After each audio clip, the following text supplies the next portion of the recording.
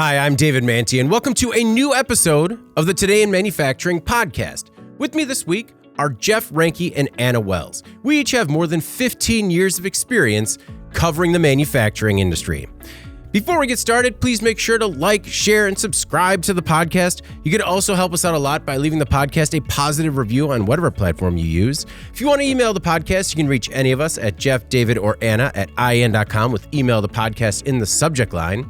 You can also subscribe to our daily newsletter. Make sure you get it delivered to your inbox first, and subscribe to us on YouTube at IAN Magazine so you can join us live every Thursday and see as our producers fiddle with the timeline and go back and forth as we really press to get here at 1:30 on Thursday afternoon. Jeff, how are you doing this week? Good. Jeff, even though I just hit my head on the camera, I'm still doing it right. Jeff just sustained a head injury right before the podcast. Yeah, hence the delayed response. Like 90 seconds ago, Jeff really took one, and we were concerned about his safety. So it's good. It's good that you recovered so swiftly. We'll get some ice on that later. Anna, how you doing this week? Better than Jeff. Better than Jeff. All right. You guys excited? Now. Excited for the long weekend? Sure. Jeff doesn't have big plans? Yeah. Jeff will be at the hospital. Oh, right. Yeah. Oh, right. We're going to make sure that Jeff doesn't go to sleep anytime soon. But before we get started with our first story this week, and if you're new to us, just a reminder that we take the 5 most popular stories on our websites and discuss the implications they have on the industry going forward. That's normally the second thing that I say after the intro, but things get jumbled up. Now, before we get started, we have a word from our sponsor. This week's episode is brought to you by SIGA Technologies. While it has always been at the forefront, more manufacturers are giving even more attention to how maintenance programs can be prominent drivers of saving strategies. Register now to watch Jeff's new interview with Stephen Timms, SIGA CEO, to hear how manufacturers are increasing tool time 2 hours per day per technician. Jeff, this is a really cool interview that you did recently. Yeah, absolutely. I mean, Stephen was very knowledgeable about a lot of the different trends that are going on right now, impacting workforce development and a lot of the new technologies that we can bring into play to help streamline things and really support employees in a better way.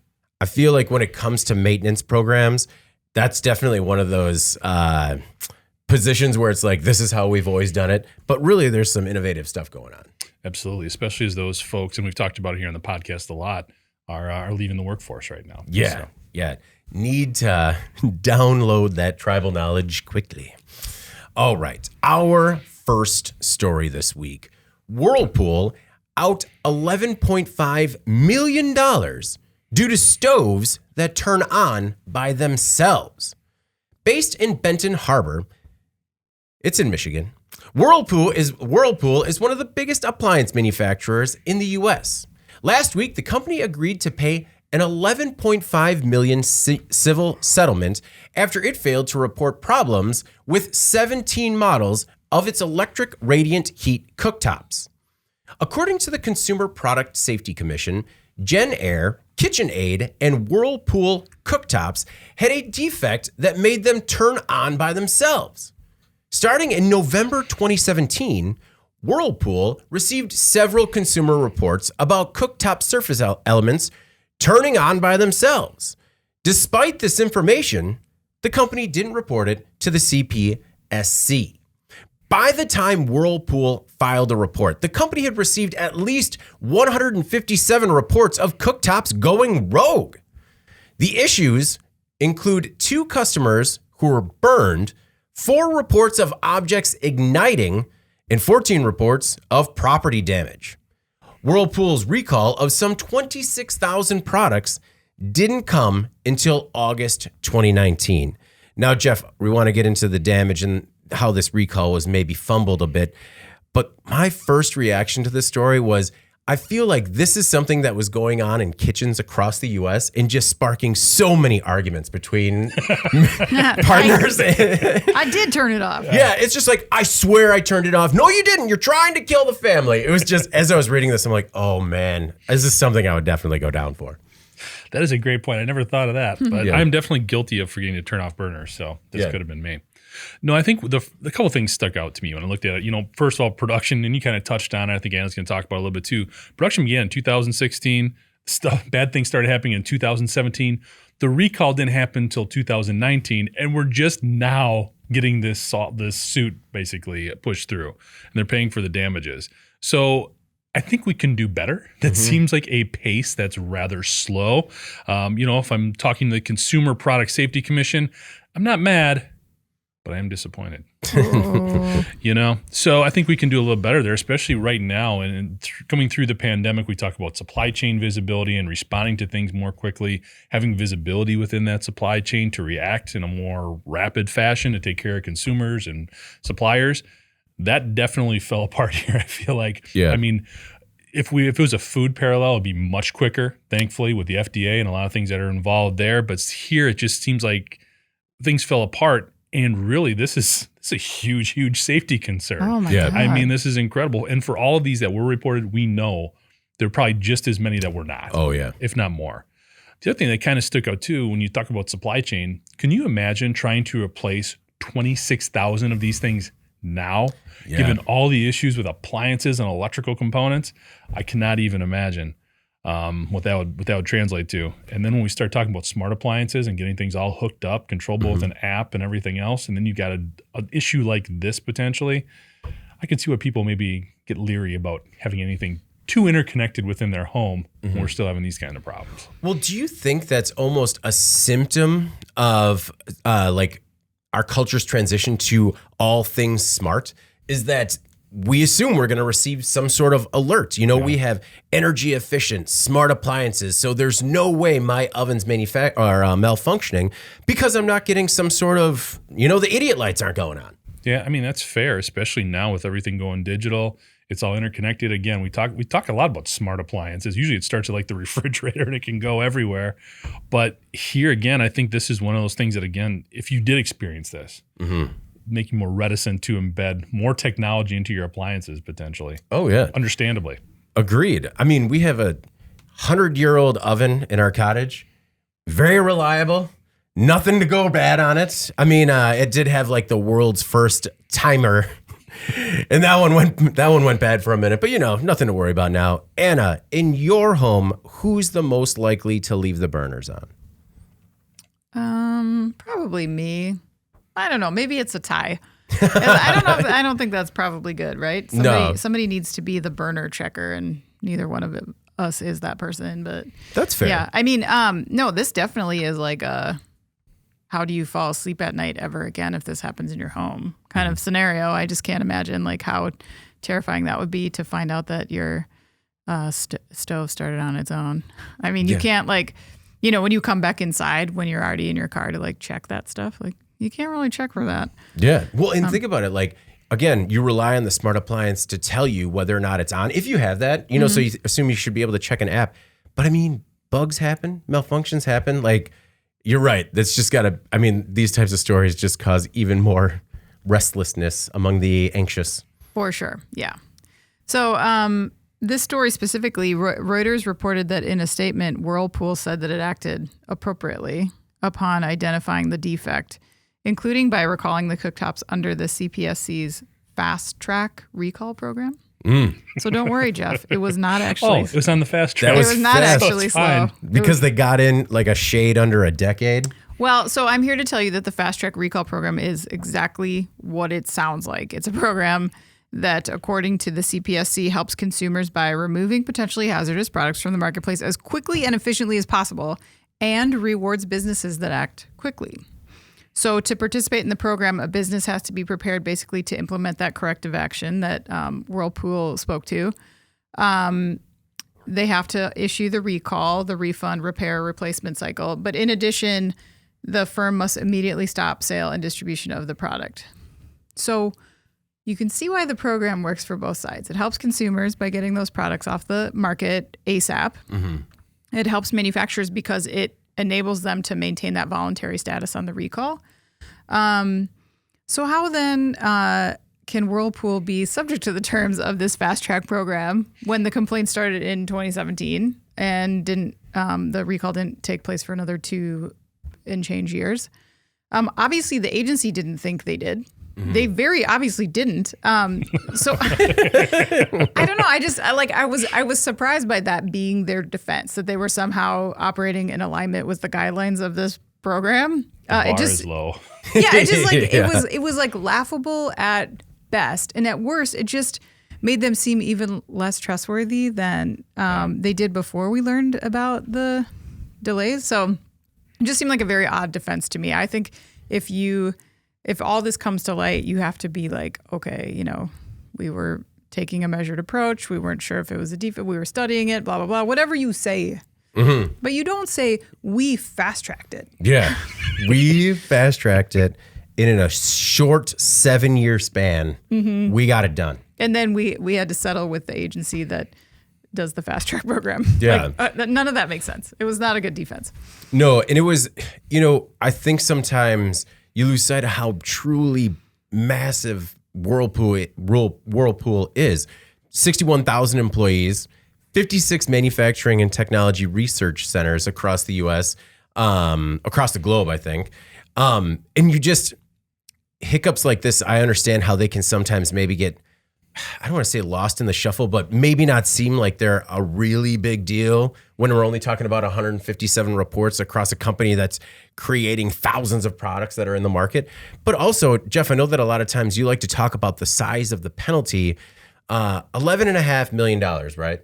In 2022, the company reported some $20 billion in annual sales. So we're talking about 0.0575% of sales in 2022. So we must be beginning to share a brain, because I actually did the exact same math. Yeah. And for two people who despise math and run from it at every opportunity to do the same thing. Good job, guys. No, it's great that Google's there to just be like, is this math right? So we've had a lot of stories from the CSPC, and they're staying busy. In the last 12 months, they've levied some $52.4 million in fines from a lot of things, and we've talked about them on the podcast. Generac, problems at Peloton, Vornado, and Clawfoot Supply. One thing that I found interesting was, the commissioners always release these statements that go along with these releases. According to CSPC Commissioner Mary Boyle, civil penalty assessments are an important priority for the commission, including raising penalties. Boyle said raising the maximum penalties allowed by statute will help make sure penalties are not considered the cost of doing business.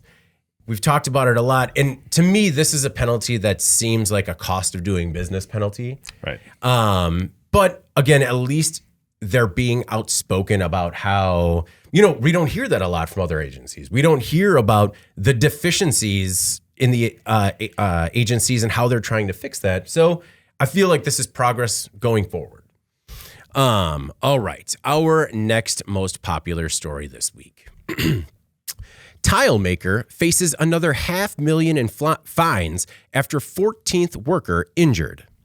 Knox US is a vinyl tile manufacturer with about 200 employees working at a plant in Fostoria, Ohio.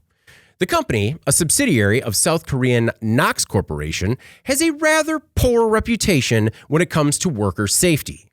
The plant is now facing more than $500,000 in fines after a 14th worker in just 6 years suffered an injury. OSHA inspected the facility after it received a report of a finger amputation in February 2023. A 56-year-old machine operator suffered the serious injury after a gloved finger became ensnared in a chain and sprocket system, and it didn't have safety guards in place. After the inspection in March and a follow-up in May 2023 that was actually the result of a previous inspection, OSHA hit the company for 10 different violations, including lockout tagout problems and a lack of machine guarding on a boxing and lamination line.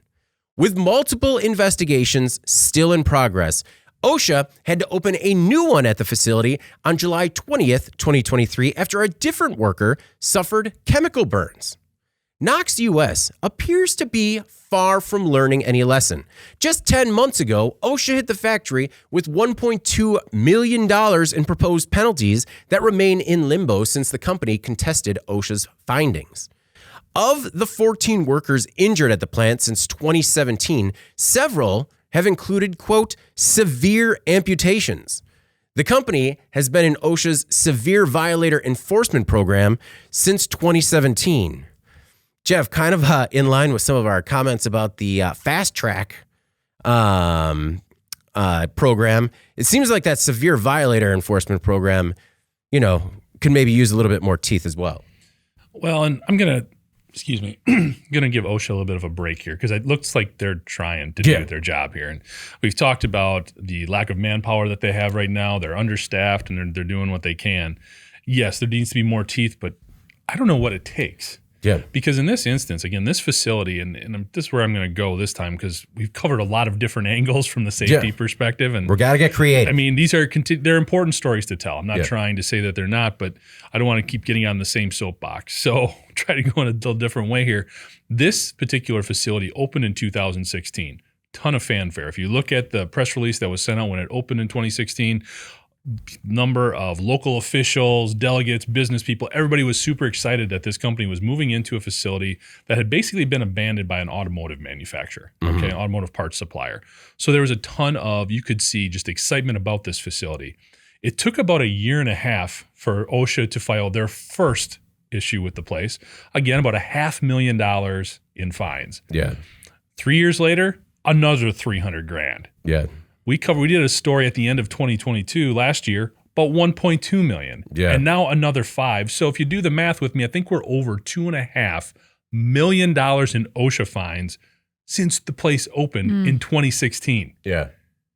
That is, I don't even know how to explain that, other than to say there must be a little bit of operational hubris here on the part of Knox to basically say, we came in, we're kind of seen as the savior. We took over this this abandoned facility, if you will, put 200 people to work. They love us here.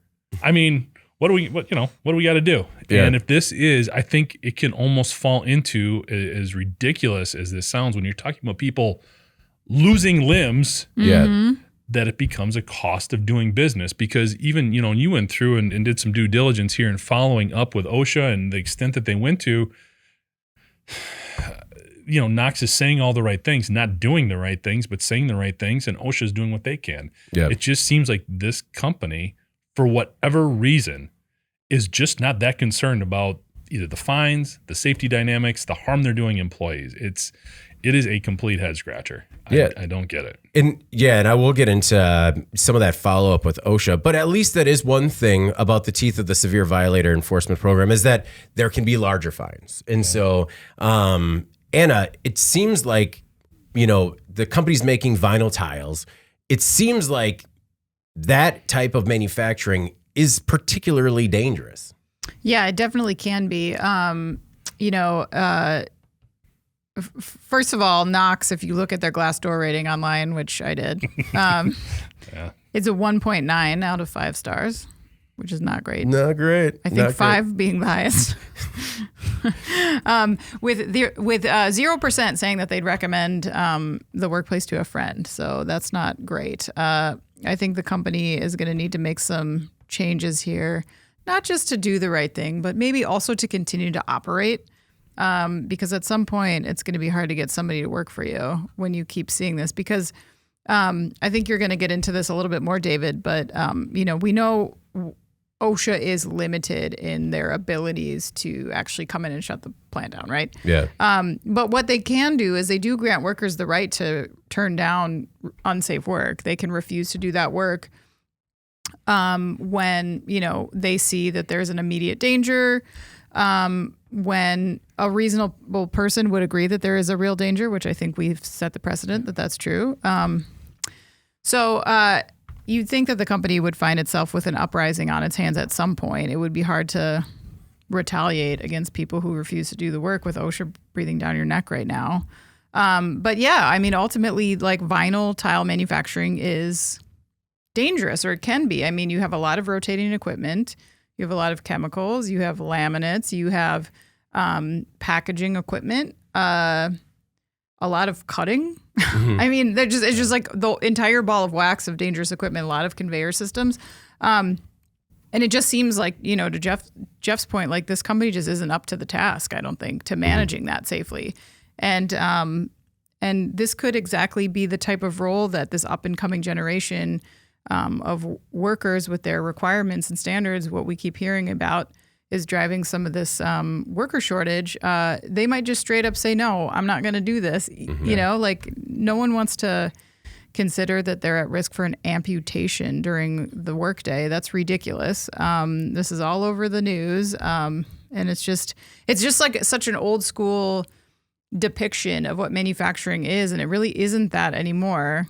And yet these people, I mean, they just do so much damage when you read about this stuff. And I think that it's going to come back to bite them as well from a workforce standpoint, I'm sure. But well, and it still is in spots. And one of the things in terms of being more of an old school way of thinking, one thing that I didn't understand is that Knox is so reactive to these OSHA fines when if they were just a percentage point more proactive, none of this would be an issue.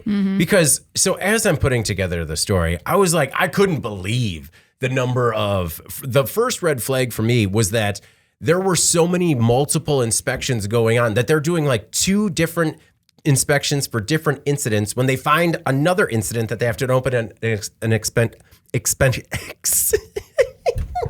short-circuiting, guys. Plug them back in. Inspection for. I did. It just, it went real bad for a second there.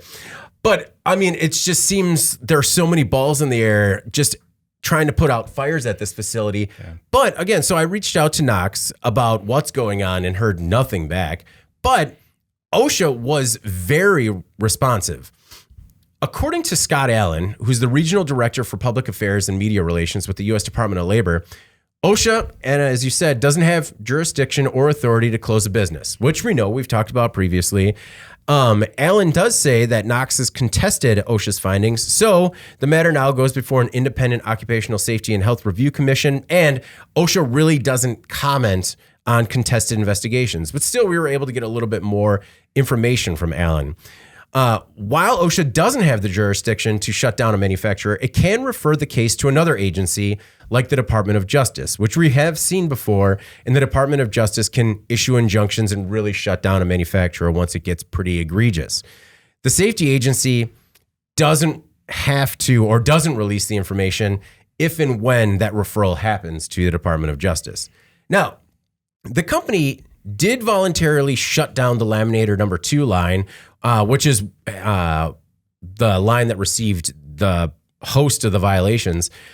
They did voluntarily shut it down until the hazards could be abated, which OSHA then approved.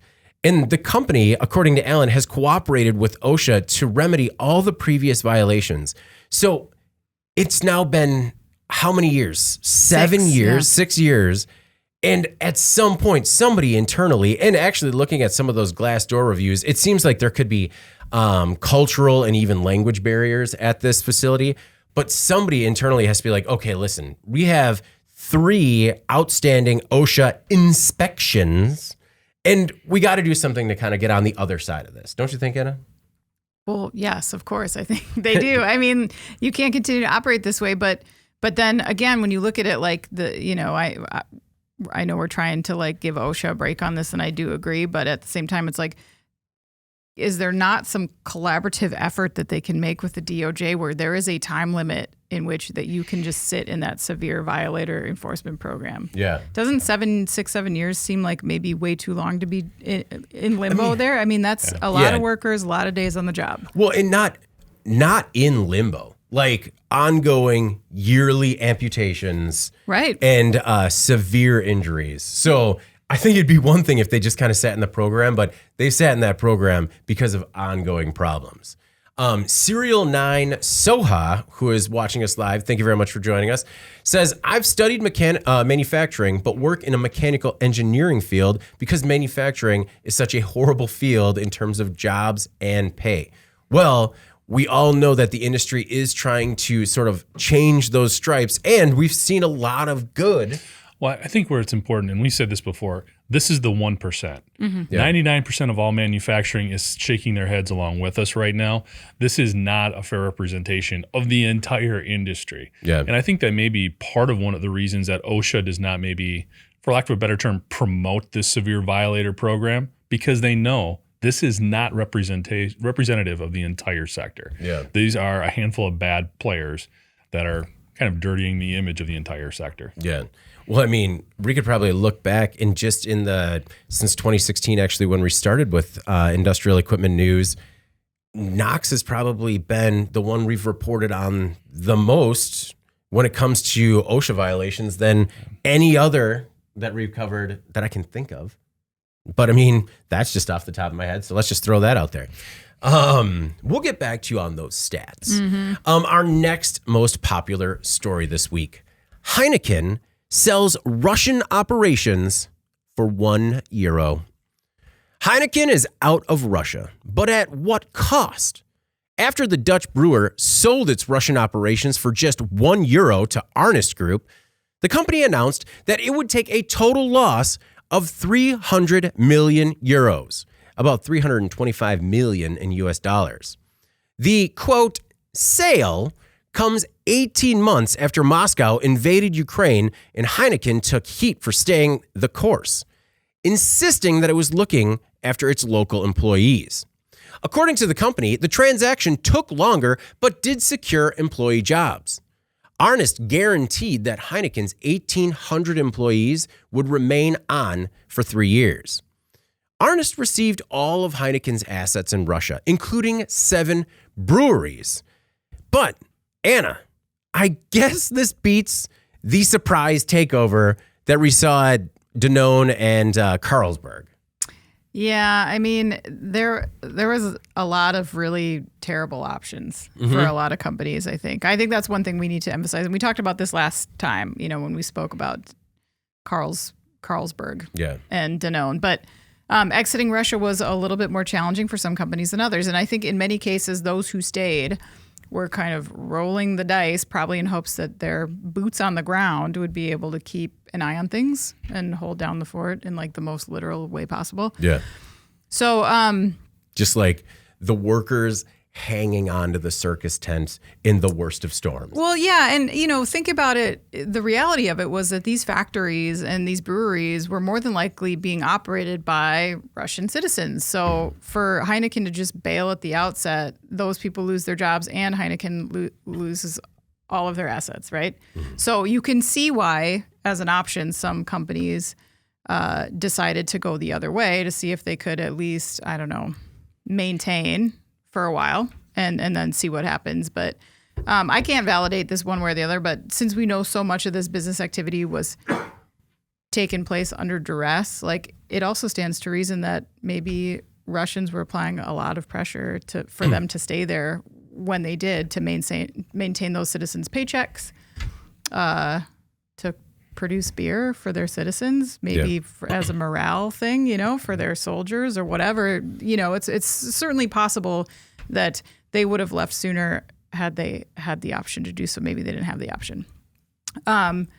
So anyway, it was just, it was interesting to me because when you saw how many of these companies, like almost overnight, were stuck between a rock and a hard place with millions of dollars on the line, you wonder, like, does it deter companies from other areas that they might consider potentially unstable as well? Like in the end, if this is really just like an insurance calculation, like did that change that insurance calculation for some of these companies that are multinational, looking a little bit harder at potential unrest in a region, maybe increase in those calculations the likelihood that could result in a very large write-off. And interesting too, I think, as this coincides with some of the rapidly intensifying climate change impacts in certain areas, how insurance companies are vacating areas, even in the U.S., like California, Florida, for certain policies that they believe are going to cost them,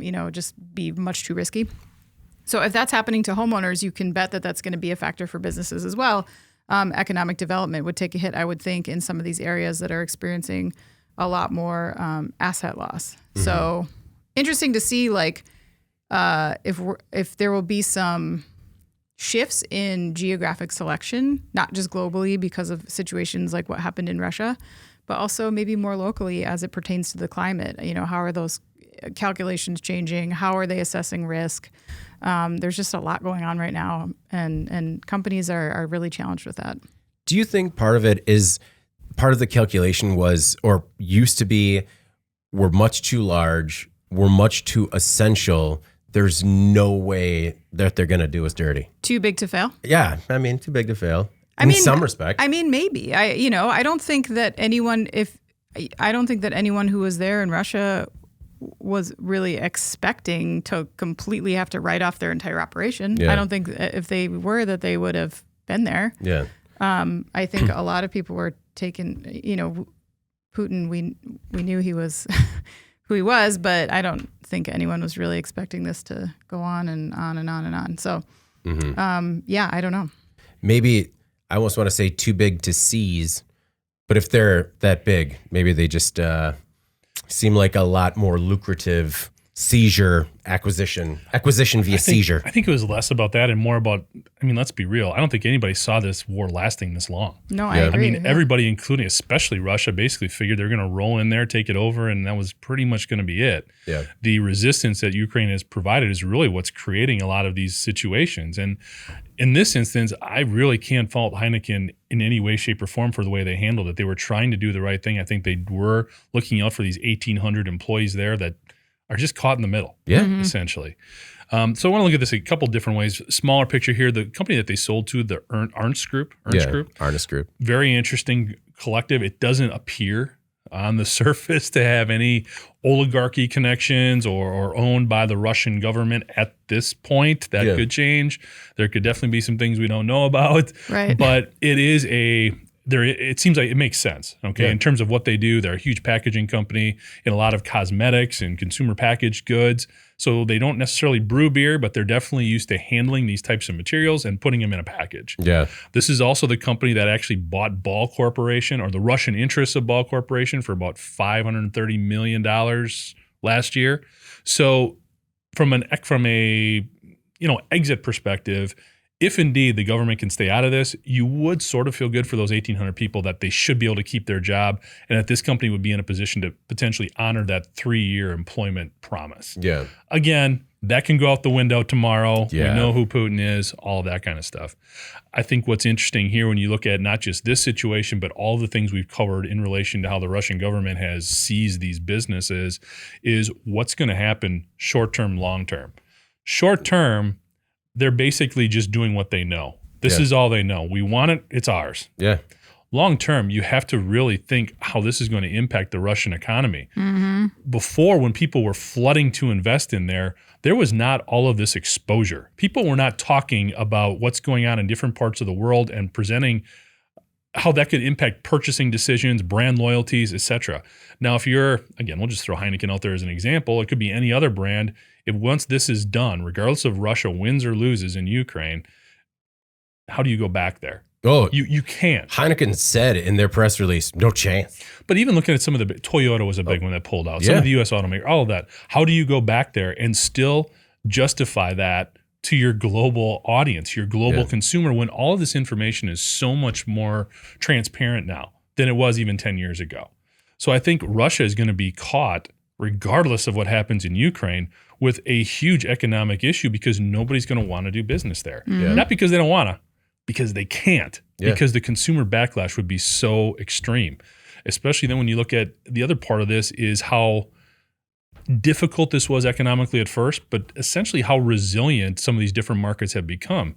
Energy, big thing with Germany. They were nowhere sure where they were going to get the oil from. They figured it out. It's not a perfect solution right now, but they're only going to get better at it. Yeah. When you look at a lot of the grain that was going from Ukraine into different parts of the world, especially like Africa and the Mediterranean, they're finding other places to get it. Prices are sky high. It's not an ideal solution, but why in the world would they go back to this source that created the problem in the first place? Mm-hmm. So essentially, even though I think the Russian, government, mafia, whatever you want to call it, is doing all these things and collecting all these toys right now, I think they're just absolutely shooting themselves in the foot long term.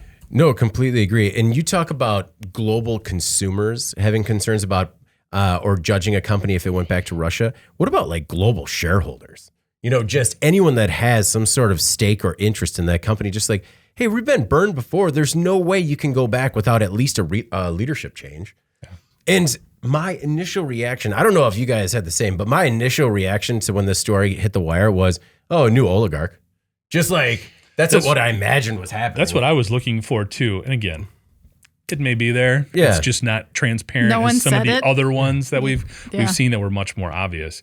But I mean, as far as, you mentioned being surprised. I can't be surprised anymore after reading that Bill Brower book. After read Red Notice and you will not be surprised by anything. No. Why $1 or why €1? Just because you have to? I think it has to be something. It's got to be something. Mm-hmm. Yeah. This reminds me of when like you sell the clunker to your little brother Same thing. and just like you sell it for $1. Mm-hmm. But and just, so I don't remember what has to be under to not pay taxes, but like just like, well, there's no gas cap, so $1 seems fair. Jeff, you mentioned this a little bit, but according to the company, Arnest is a major can packaging business and the largest Russian manufacturer of cosmetics, household goods, and metal packaging for the fast-moving consumer goods or FMCG sector. The company is a contract manufacturer and one of the strongest players in Russian cosmetics, household goods, manufacturing products like L'Oreal, for Unilever, Sara Lee. Also, the company does have 2,600 workers, right? So it's a big operation. But how do you manage an influx of 1,800 workers? That's a lot. Came with the facilities though, so I think ideally. Yeah. They just continue to operate. I think that's what they bolted on, right? Yeah. No, but exactly half, or no, more than half of what the company previously was. So it just seems like logistically it might be a little bit more than just a bolt-on. I don't know. Heineken's CEO, Dolph Vandenbrink, said, quote, there was a real risk of prosecution for our people and a real risk of nationalization. I just, we're looking at this thing after everything kind of happened. And could you imagine trying to operate and get an actual deal done with these kind of fears? Being prosecuted for maybe being like a foreign operator in Russia or just having it nationalized like we saw. I mean, I can't imagine what things were like at Heineken after what happened at Carlsberg. Mm-hmm. And they're just like, hey, we've got to do something like now. One thing that was particularly interesting to me is that the new owner, Arnest, won't have the right to sell Heineken, the brand, and the Amstel brand will have to be removed from the market after a very short window of time. I think it's like 6 months. Arnest does have a 3-year license to sell some of the smaller regional brands that are kind of required to ensure business continuity and secure transactional or make sure that the deal could go through. Heineken wanted to make sure to let everybody know that they're providing no brand support and will receive no proceeds, royalties, or fees from Russia for anything that is sold, regardless of the brands in Russia. Just crazy to me to see a company like Heineken sold for $1. I could see Lordstown. No, anyway.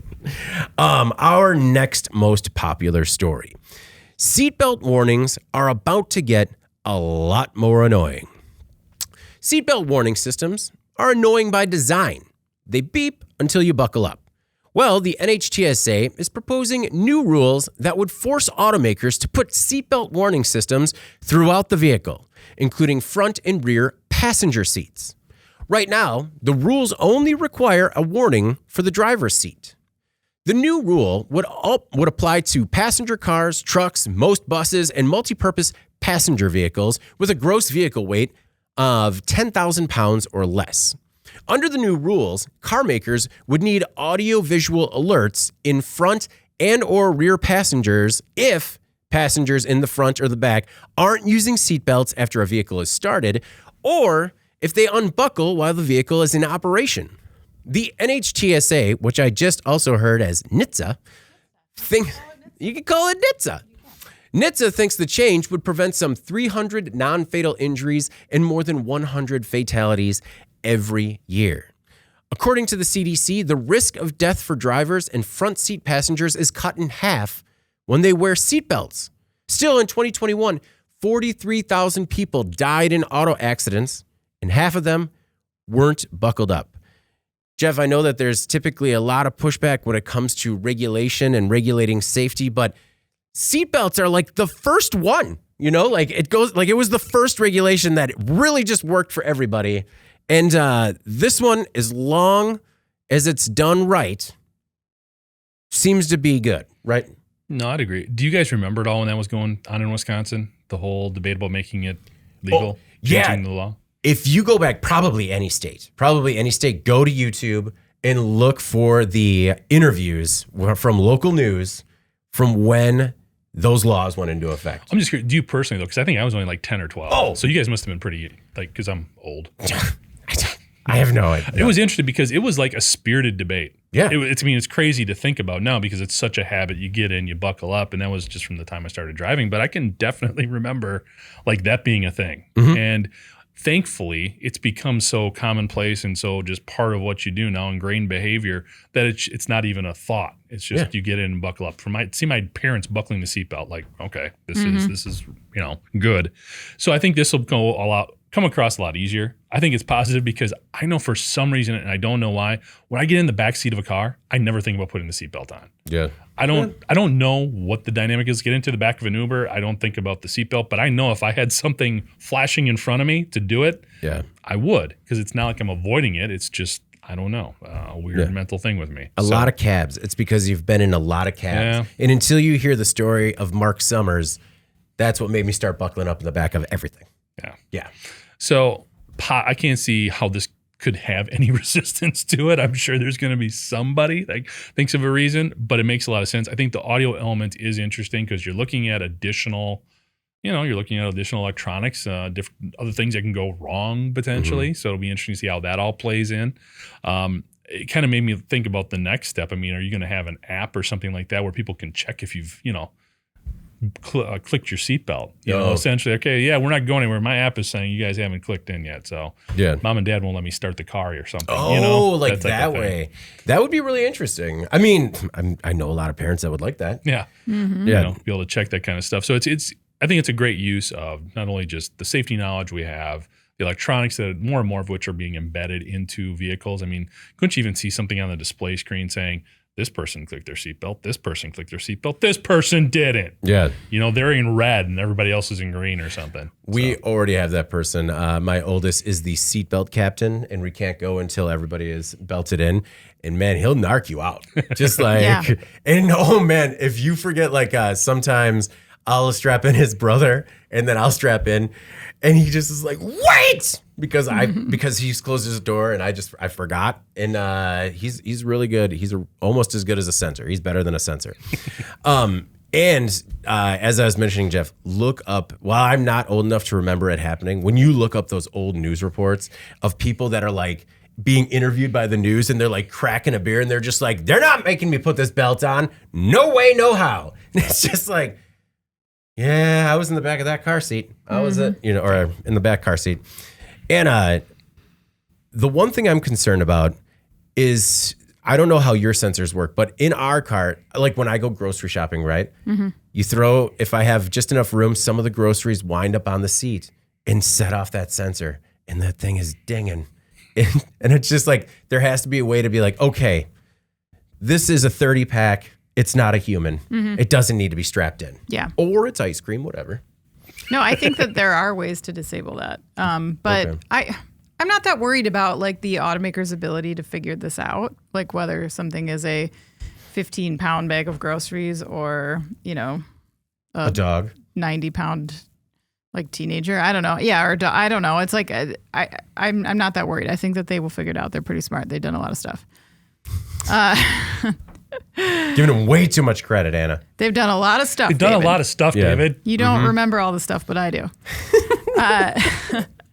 No, Jeff, I thought it was funny that you were like, I can't envision what people's opposition would be to this, because if you looked at the comments on our website, it was pure anger, just rage, like 10, 12 comments of rage, which I also thought was kind of funny because I am with you. Like, I don't know, it's a safety measure.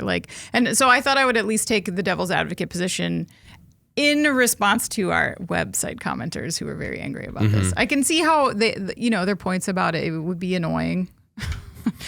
That's the point. That's the point, yeah. But I mean, they were just so adamant to fight for your right to permanently disable yourself. I know there was a lot of use of the term nanny state. Yep. Darwin Awards. Yes, but I do think there's like some public good here. So I was reading up recently about the shortage of EMTs out there. Mm-hmm. Apparently, something like a third of EMTs quit their jobs during the pandemic.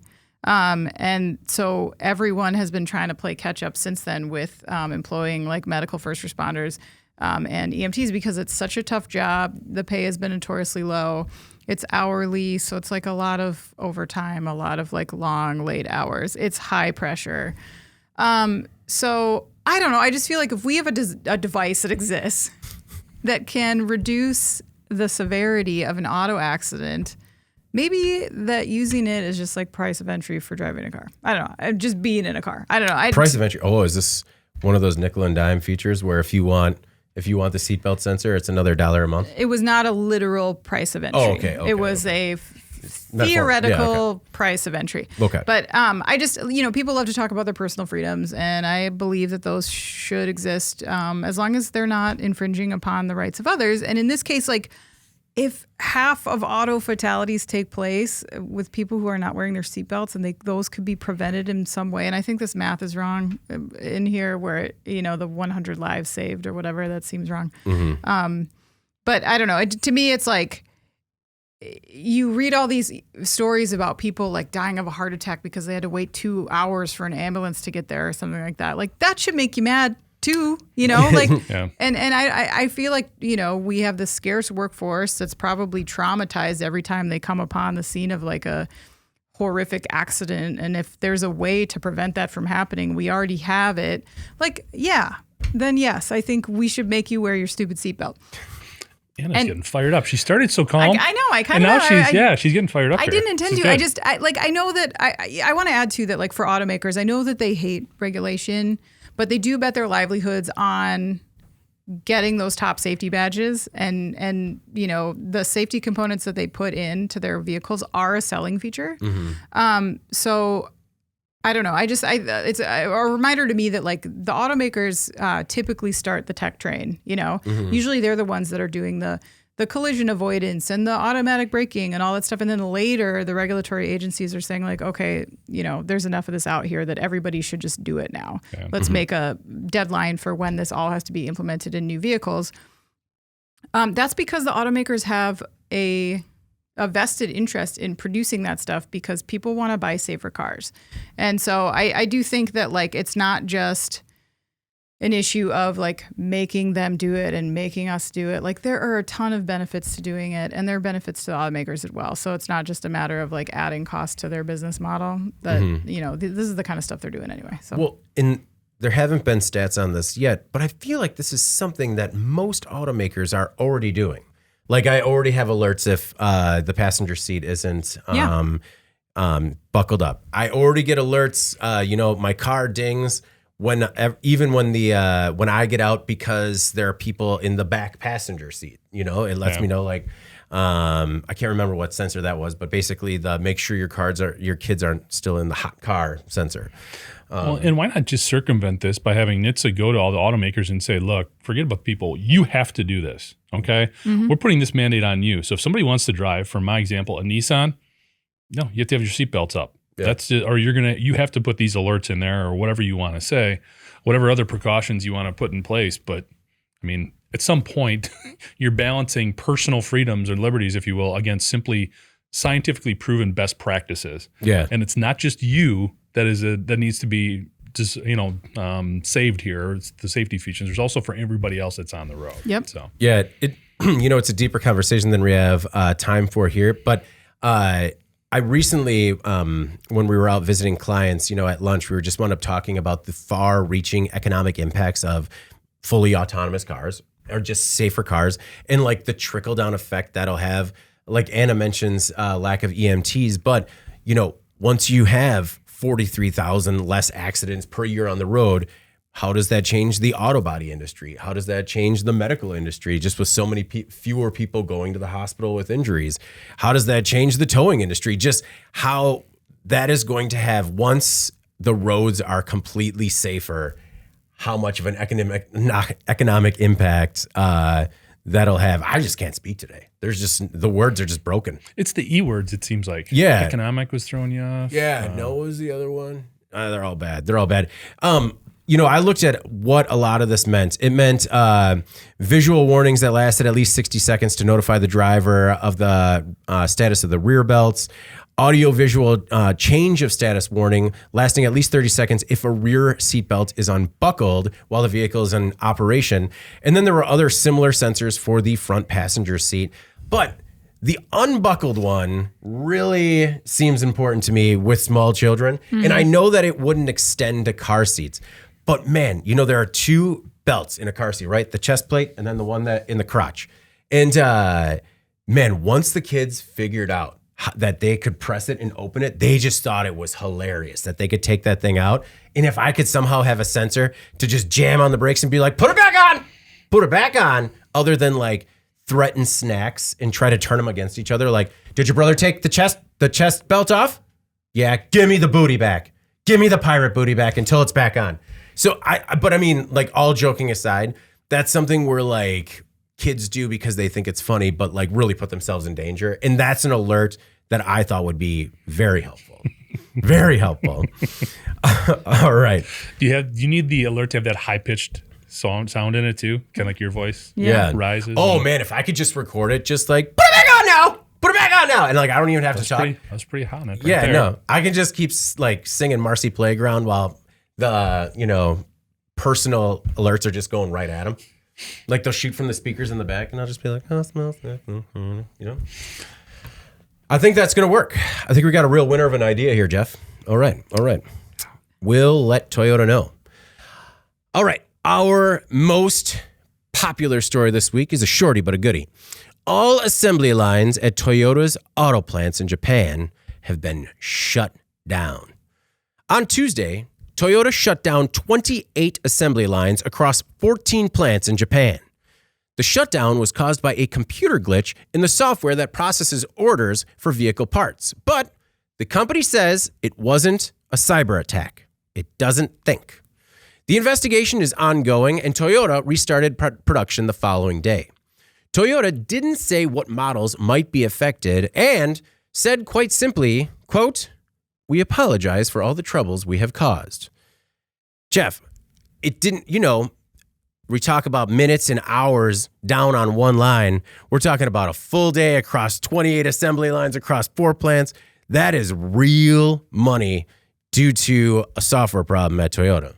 Yeah, $350 million in change, basically. Mm-hmm. They're talking about this actually costing more than when they were hacked. I think that was like 2 or 3 years ago. So, yeah, quite the disruption. I think it's, and it is interesting that it comes from basically a software update. I think you said that, right? A parts ordering software update.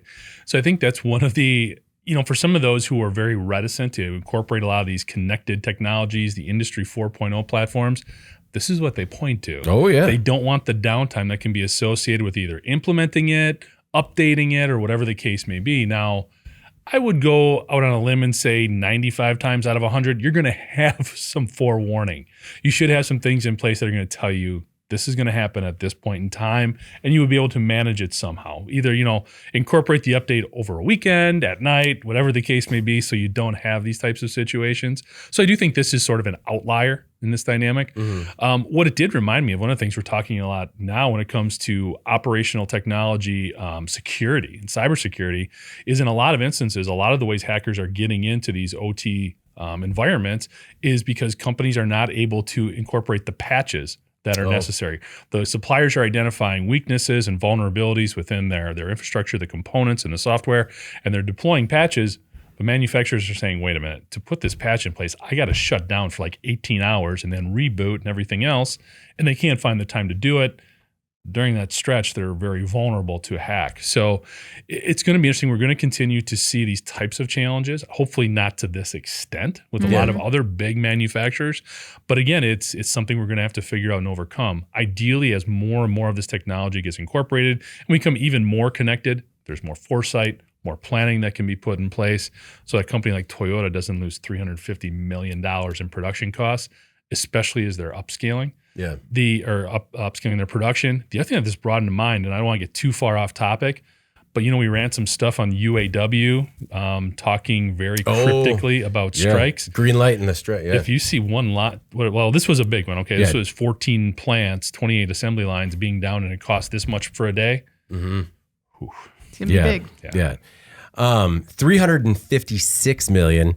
And Jeff, like of all the companies you expect to get a system update right, it's Toyota.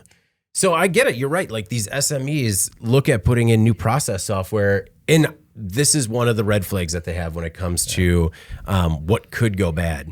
Anna, what really kind of piled on is also Toyota's, what they're known for, their lean manufacturing practices. That was heavily tied into why everything kind of stopped. This whole like just-in-time manufacturing, or at least that was one of the things that the Reuters report kind of blamed for, making this be exponentially worse when the update went down. Sometimes after COVID, we talked about, might people start changing their ways when it comes to being so lean that, when there is a stoppage or an outage that like it has such a far-reaching like impact?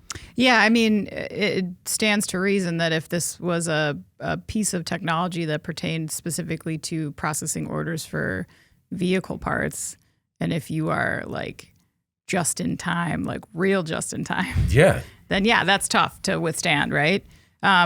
We have seen just in time take a little bit of a hit. Some people call it just in case now. I think people are a little bit more prone to having some safety stock. Mm-hmm. But as we get further away from the pandemic, I think, the people that are lean, especially automotive, I think maybe they skate that back a little bit because it's cost effective to run that way. So anyway, it's definitely a factor. And I agree with you guys when you say this is kind of everyone's worst nightmare when it comes to IT implementations. Mm-hmm. And I think it definitely speaks to, this is one of the biggest barriers, is just this fear that people have of downtime. And who wants to be, every IT project needs to have a champion, I think. They need to have a spearhead, somebody who's going to sell it all the way up the chain.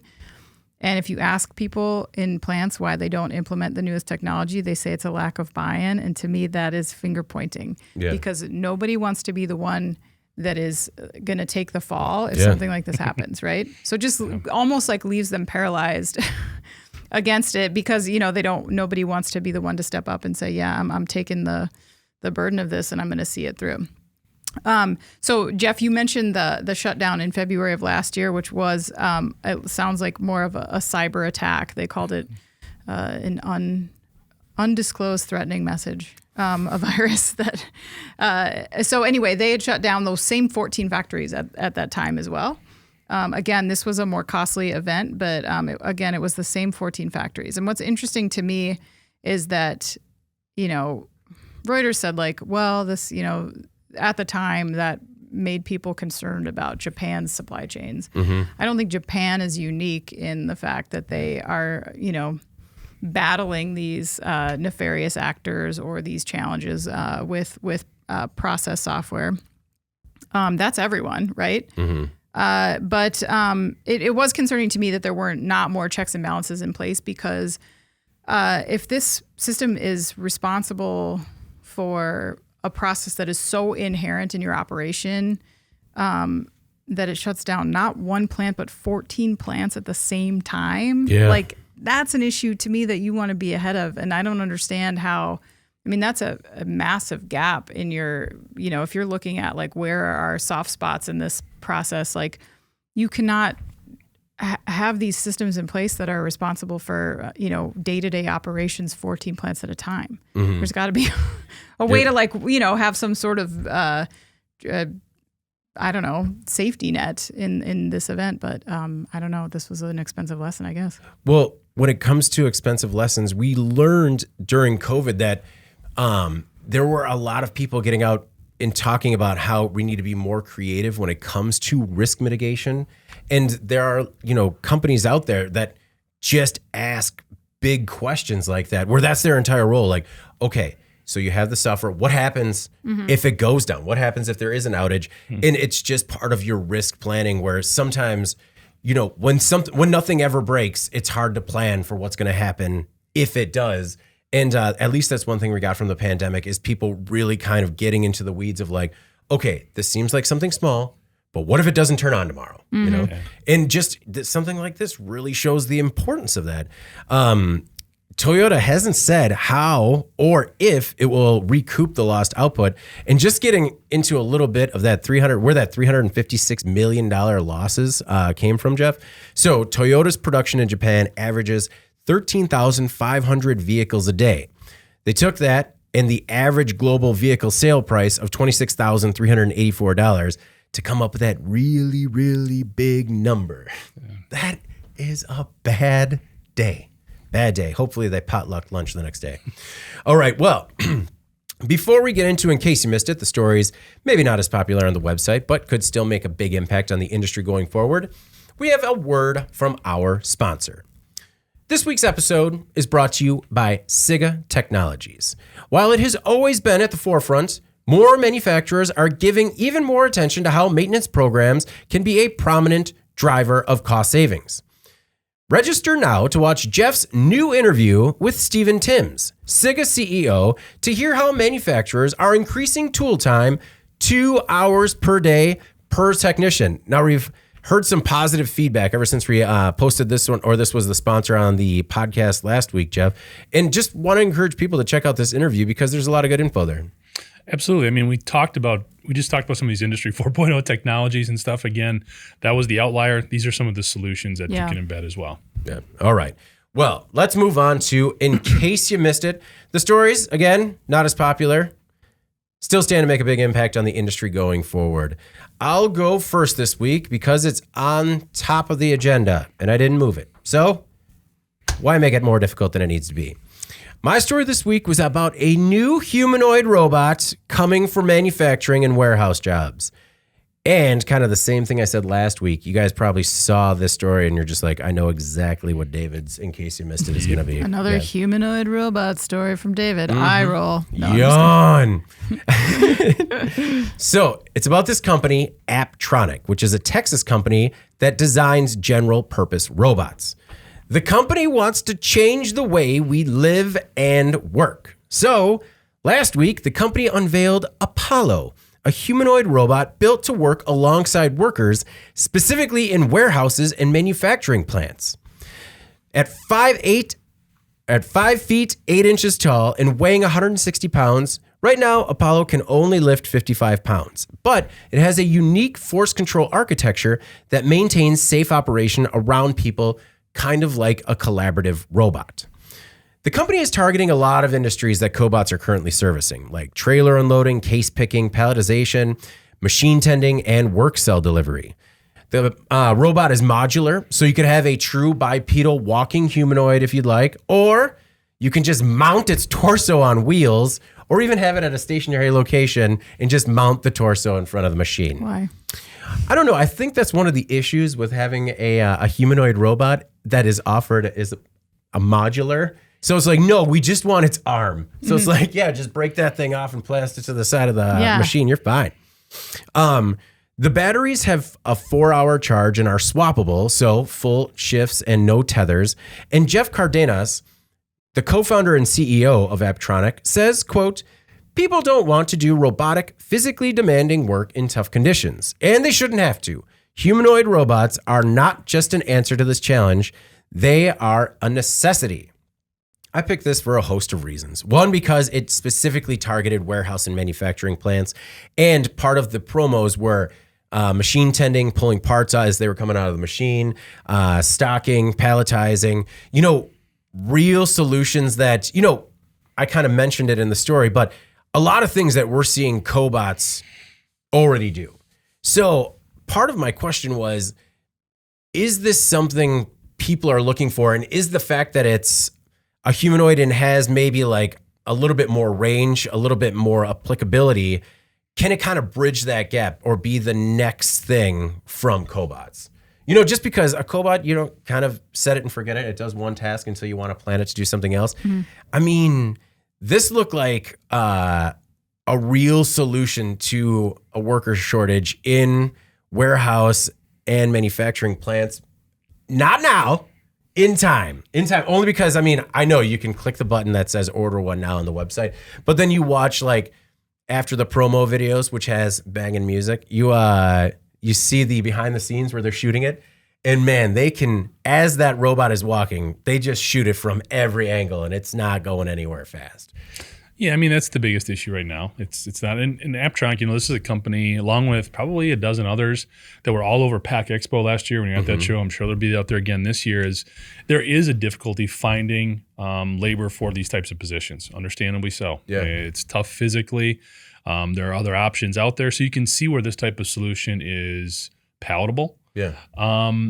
When it's going to happen, I think we're still a ways off due to the speed, due to the fact that these are a little bit different. Programming something like this is going to be different than a robotic arm, than a or cobot. something like that. Yeah. So there's a lot of those elements. As far as working next to, I think we're starting to get comfortable with this type of presence on the plant floor.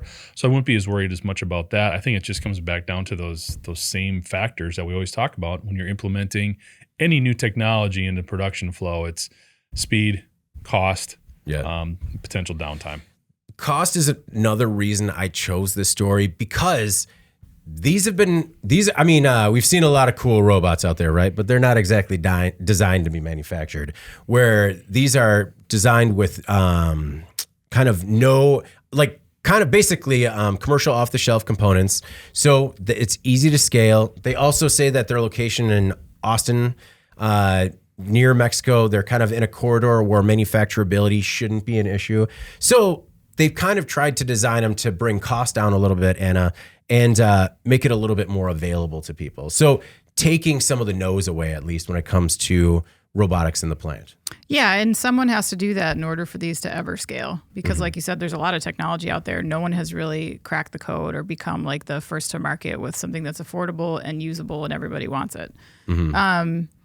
For me, where I get hung up is I agree that robots are a necessity for some of these jobs. But what I get hung up on is the humanoid thing. Maybe people are getting there. They're not there now. I think a lot of people are creeped out by humanoid robots. And I don't understand why, from a design standpoint, they have to be humanoid. Because it does kind of like put you in a box from a design standpoint of having to like fit a specific model with the technology, like you're fitting it into a form factor that I think need not exist. In fact, I would prefer it didn't exist. I would rather you just build the robot to function as it should. It doesn't need to have a head on it. I don't want to see its torso dismembered, like half body doing weird. I don't just like make it a robot and move forward from that. So that's my opinion anyway. Maybe when it's down to like the last human worker, like one human worker per manufacturing facility, it's so that person doesn't go crazy.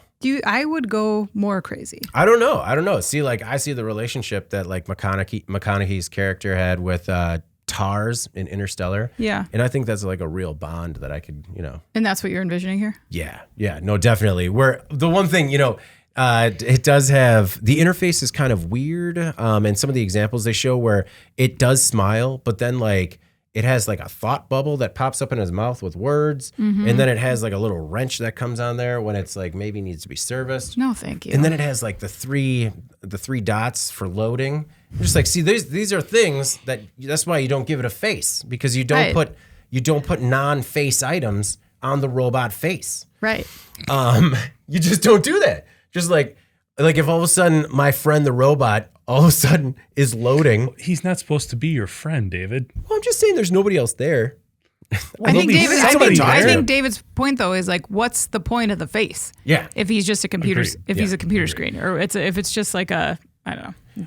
Well, and another reason is that, Jeff, you're right. There are a lot of companies out there that are trying to do a humanoid robot right now. One thing that I was drawn to with Apptronic was their pedigree. So they were spun out of the Human-Centered Robotics Lab at the University of Texas at Austin to, quote, leverage innovative technology for the betterment of society. As to whether or not that's going to happen, that's to each their own. The company has also done a lot of work with NASA's Valkyrie robot, which if you haven't checked out is very cool. We've done stories on it in the past. But, that's a robot that NASA is designing to work in dirty, hazardous, and remote conditions. We're talking about warehouses and manufacturing facilities. They're talking about Valkyrie working in offshore energy facilities, the moon, and more. Jeff, What do you got for us for In Case You Missed It this week? Yeah, I tried to find something that's a little bit of a feel-good story. I'll find a way to bring us down, but All right. on the surface, it's good stuff. So we'll just go with that. My story was the ocean cleanup pulls a record 55 tons of plastic out of the Pacific Ocean. Oh, there's so much plastic in the ocean. This is such a downer, Jeff. See? Can you But let me it's- get there yeah, no. first? I already got Let me there. get. Yeah. Okay, we guess I'm done. Anna? No. Kia plans to use recycled plastic from 55-ton haul recently claimed from the Pacific Ocean in its new electric vehicle models. The record-breaking amount of plastic reclaimed by Kia's global partner, the Ocean Cleanup, marks the next phase in a 7-year global partnership as part of Kia's transformation into a leading sustainable mobility solutions provider. Yes. Now, that's great. Kia wants to take this stuff and put it in, make it a vehicle. That's awesome. I think anytime I get a chance to talk about the Ocean Cleanup Project and what they're doing, I love what this is basically the company from an ocean perspective. I'm oversimplifying it. They drag a big net behind two ships and they're collecting all this floating plastic. And they yield 55 tons. That's bananas. This is also the company that does the river cleanups that have those huge gates right by the river. And they also take a similar approach in cleaning. And they've targeted like the 1,000 most polluted rivers in the world. And they're working on that. Their goal, and they say they're on track to do it, is by 2040 to have all floating plastic out of the ocean. Wow. So if we can do that, that's a positive thing. If you're not a big donor or whatever, buy a t-shirt, buy a sweatshirt on these folks' website and support what they're doing, because it's that perfect implementation of engineering with a practical application that has a solution for everybody. Yeah. So I think this is great. The downside is Like 55 tons is a lot, Yeah. still a lot to go. Yeah. So they still have a lot of work ahead of them, but partnering with companies like Kia, I think is great. Again, we're finding a practical use for all of this disposed of our waste plastic. So Yeah. let's keep it up. That wasn't the downer I thought you were going to go with. I thought you were going to go with like challenges with recyclability. Well, I mean, Kia's found a way to make it into cars. Yeah. So we'll start there. Yeah, no, I'm excited to see what happens here just because we've seen more niche. I think it's like Fisker that's making car seats out of fishing nets. You know, I mean, there are some cool projects out there, but like not at kind of the scale Kia could provide. Right. So that could be incredible. Anna, I can't imagine your anti-ocean cleanup, upcycling, recycling Kia.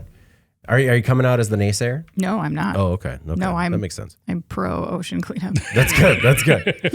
That's good. I don't know. You found a negative connotation for seatbelts. So What? you're anti-jobs and seatbelts. No, I was Bold I, moves. I believe I made the point that I was pro seatbelts. That's not what I heard. Well, We're going to have to run that tape back. yeah, exactly. Roll it back, Alex.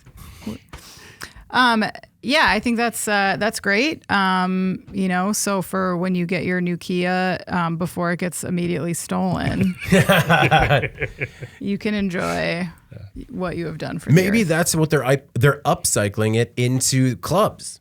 So like anti-theft, you know, just Yeah. like bolt-on anti-theft devices. that are made from reclaimed ocean plastic. Yes, very sturdy Yep, plastic clubs. I like it. That's actually the way to make this better. So write it down, Kia. What is your In Case You Missed It this week, Anna? Oh, yeah.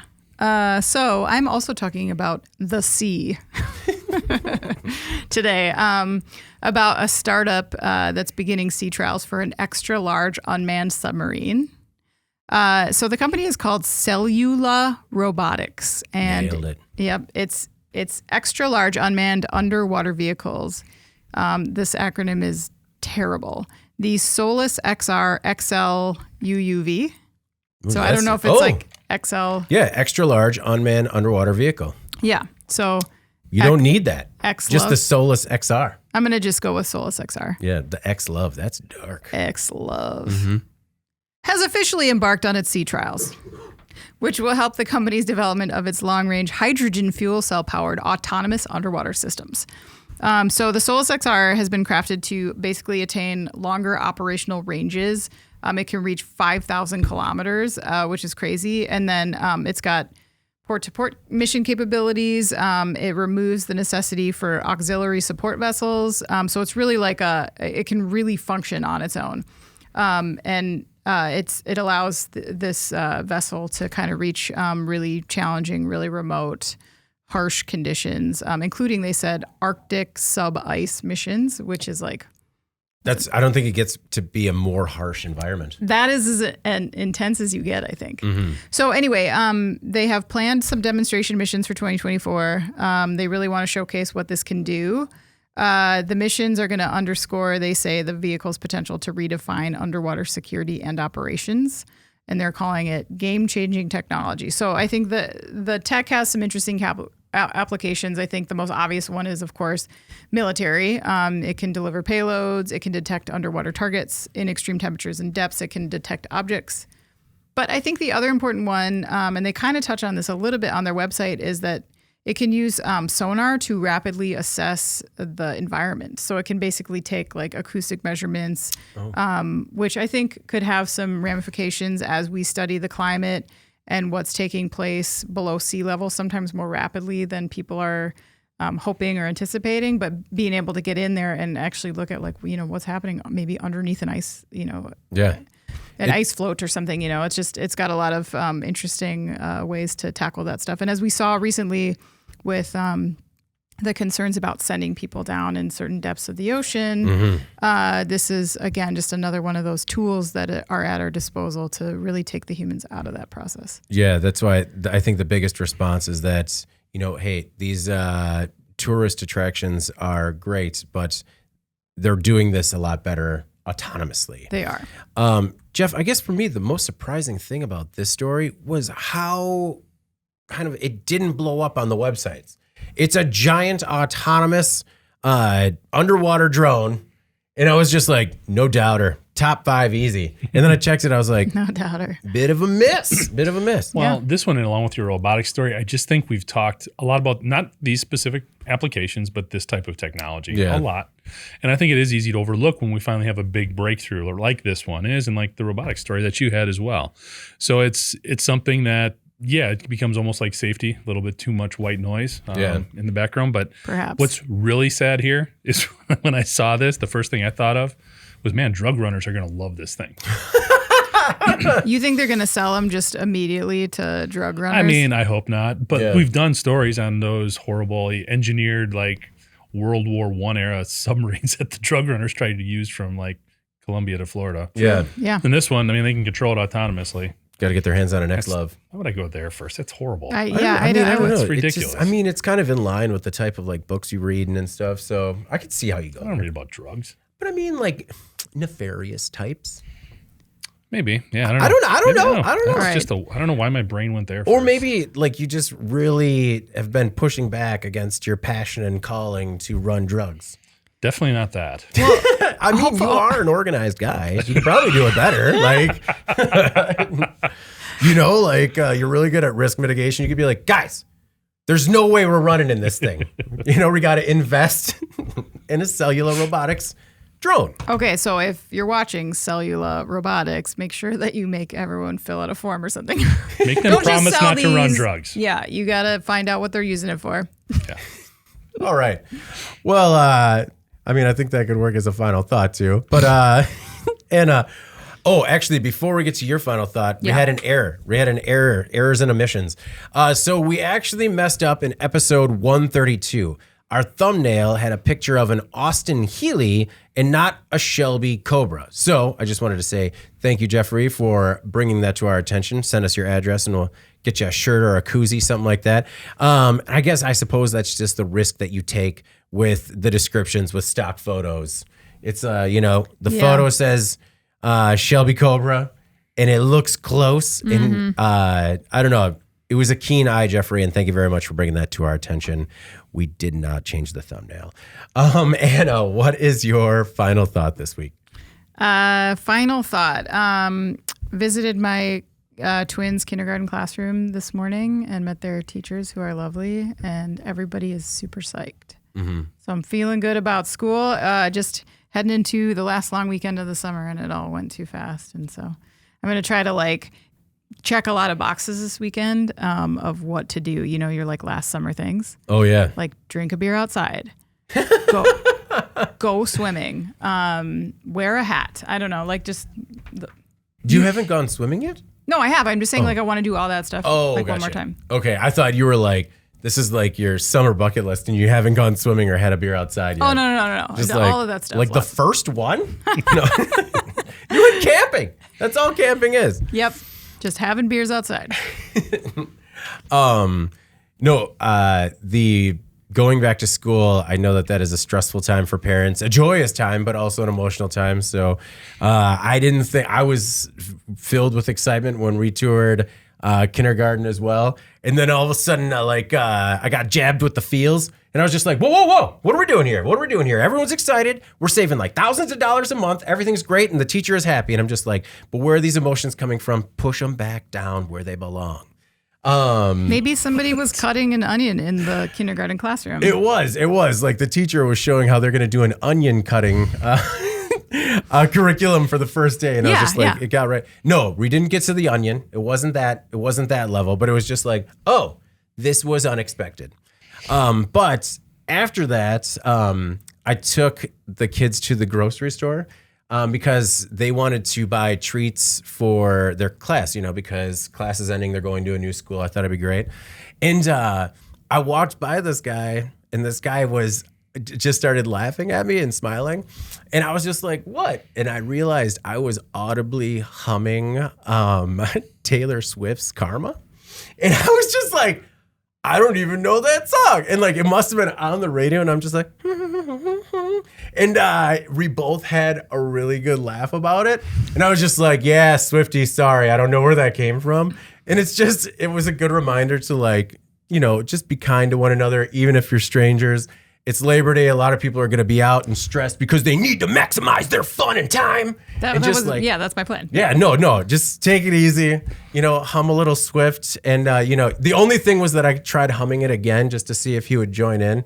He didn't. But, it's, be kind, and you don't have to take yourself too seriously all the time.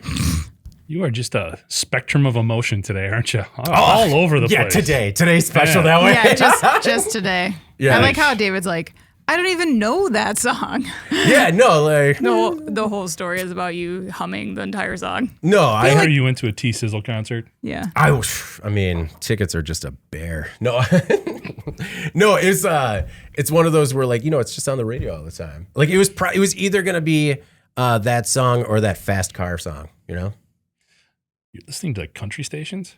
No, that's everywhere. It's everywhere. It's a transcendent song. Oh. Yeah. Okay. I mean, it's not. It's just a remake, and he's getting way too much credit for it. Oh, great. He should not have redone that song. Yeah. Anyway. That's my final thought. It was interesting. So weather's been awesome lately. It's been beautiful, like windows open, AC off, all that good stuff. So I'm going around the other night closing up windows.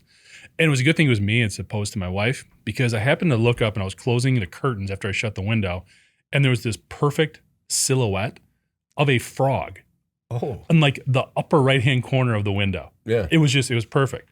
And I was looking like, that can't be that. And I looked at it, and here it was. It was a frog stuck to the window. What? And probably about like 6 feet up. Yeah. So it had been working to get up there. I'm like, why is this happening? I'm not like freaked out by it. My wife would have been like screaming as a thing with frogs. Anyway. No, same. But so it was really interesting. I'm like, why in the world would the frog be up on the window? So I did a little research, and it's very simple. You could probably guess it. We have a yard light right out front of this window. Okay.